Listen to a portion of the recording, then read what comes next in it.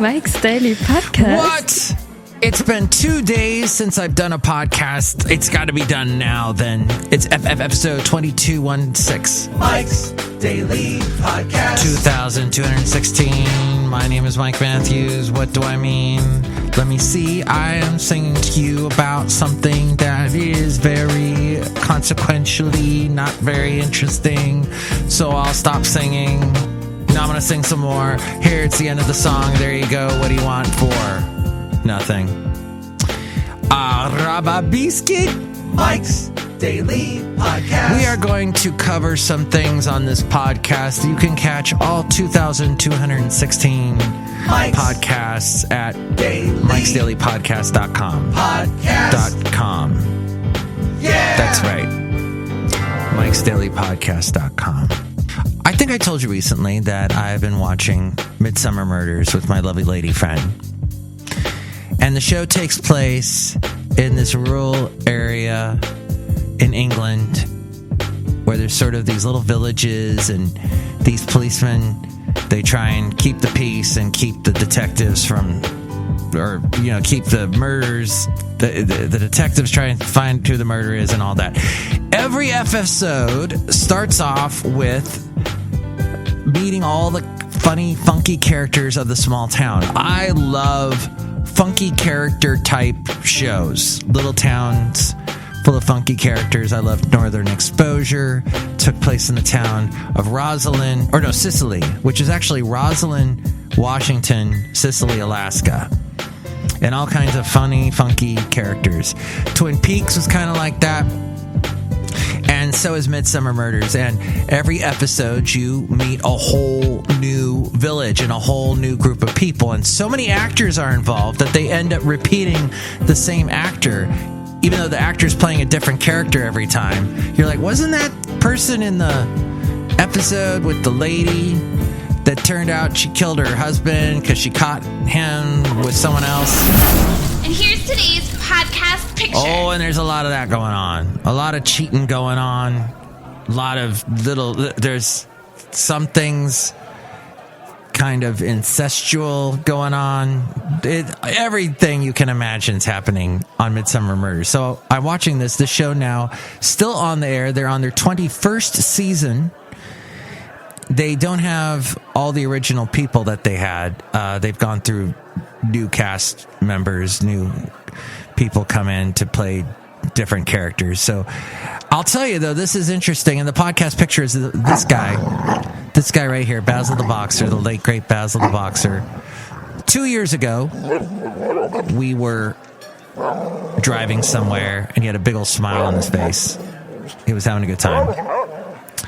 I spoke to the person who owns a boxer who is going through what Basil went through, starting to lose the being able to stand on the hind legs, and this guy is getting a harness for the back legs. He has a harness that he holds up the boxer with. And we were having this discussion about quality of life and all of that. And I guess the vet had told him, you know, it's up to you. Like, do you think the dog is happy now? That he can't run around and play with his friends anymore? Do you think he's depressed and all that? And I thought, I said to him, look, this is a dog that lives in the moment, right? I don't think they have these grand memories of, oh, I remember when I was able to walk and I was able to run around.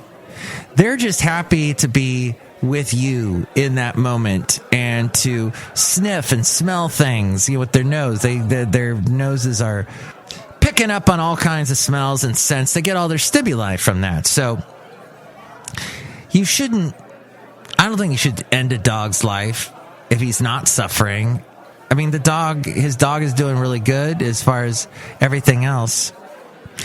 So we were having that discussion and commiserating. And see, I didn't have that. I went through all that with Basil, having to find out a lot about it on my own. But in the end, Basil was very happy, and he and was just it is interesting though in all of this that they really like being near you. And he was telling me his dog is also the same way. Like, he can't leave the room. The dog will start to whine and go, "Hey, where'd you go?"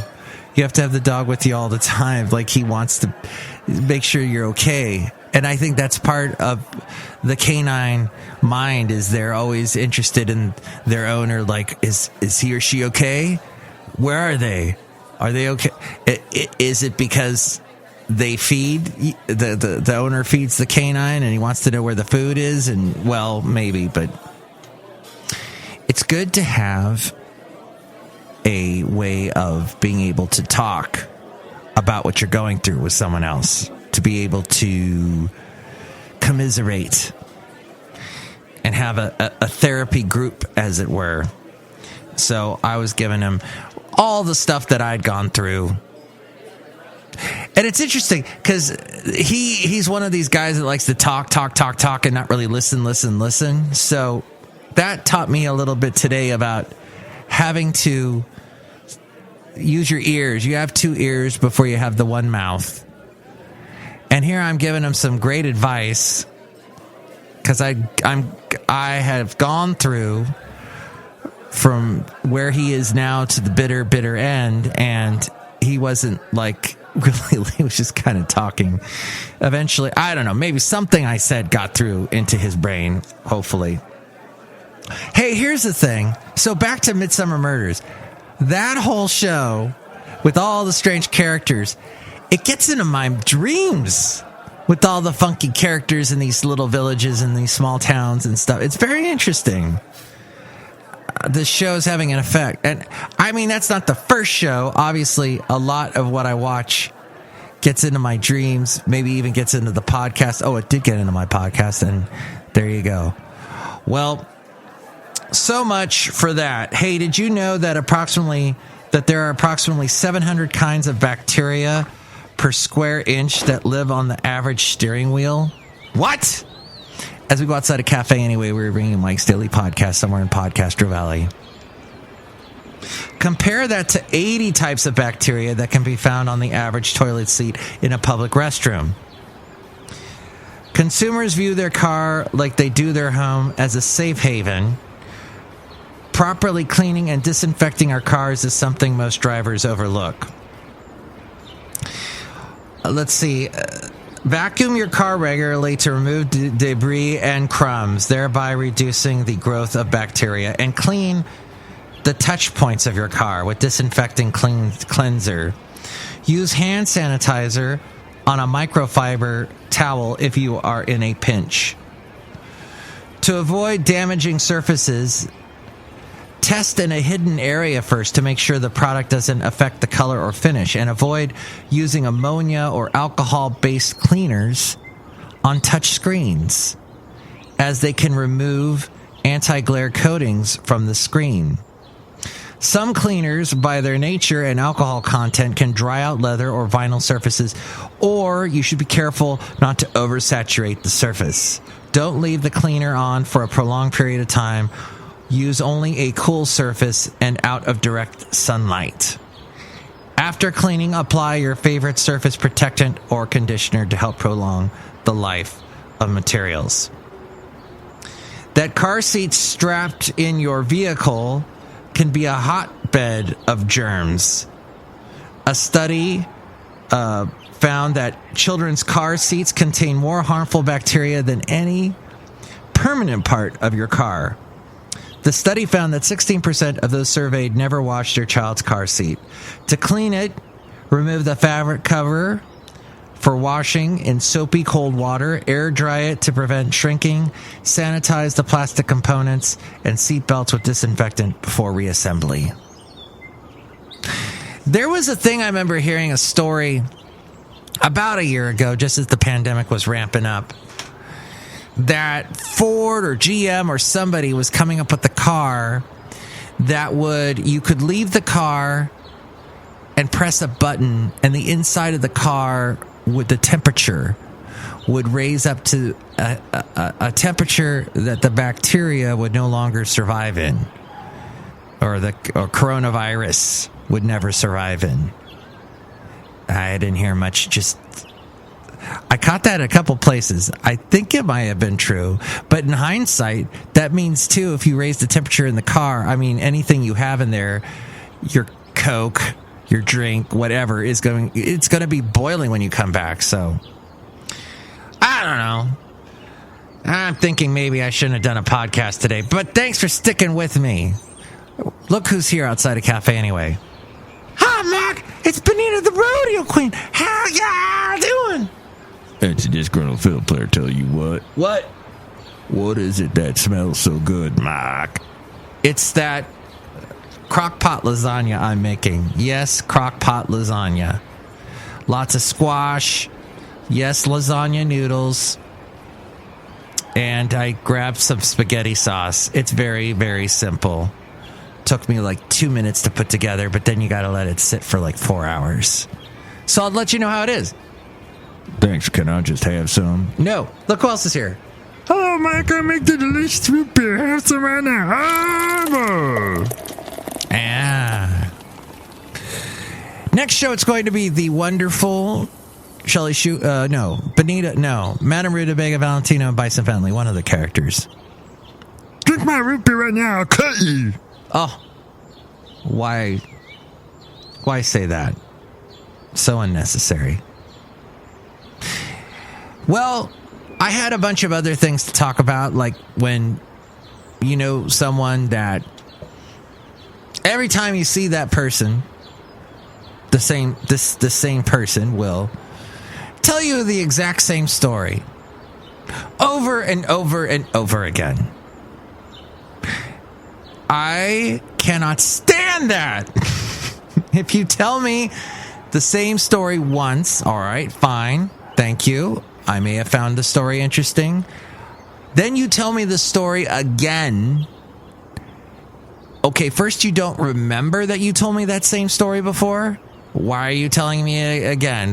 Do I make that little impression of you? I think some people do it because it's like a natural, maybe they feel nervous about not knowing what to say or feel, or not being, if they don't put any words out there, they feel awkward. So they just say whatever. And they come up with there's that go-to story I have. That's a go-to topic I know a lot about. Bam, and then there they go again. The same story. That's great and everything if there's a relative or a friend that maybe they tell you the same story so many times, then that friend or acquaintance or whatever dies. And because they've told you that same story over and over again, it is embedded in your brain. That actually happened with my dad. He would tell the same story about, a couple things from his interesting days working in show business. So, I mean, that was helpful there. But when you are actually sitting through it and hearing that, oh no, here we go again. Here we go again on my own, going down the podcast end of the podcast is the end of the road here is what I'm saying. It's a nightmare of a show. Next show, maybe my brain will be working better and we'll have those people I mentioned earlier. And if you'd like to chime in about anything that we covered, you can call me 336MM Daily. That's 3 + 3 = 6. MM as in Mike Matthews, Daily as in what this podcast tries to be and maybe will be. This week we'll see. So take it away, friend. Mike's Daily Podcast is written and produced and performed by Mike Matthews. His podcast is super easy to find. Download or listen to his show and read his blog at MikesDailyPodcast.com. Email Mike now at MikesDailyPodcast@gmail.com. See you tomorrow. Bye!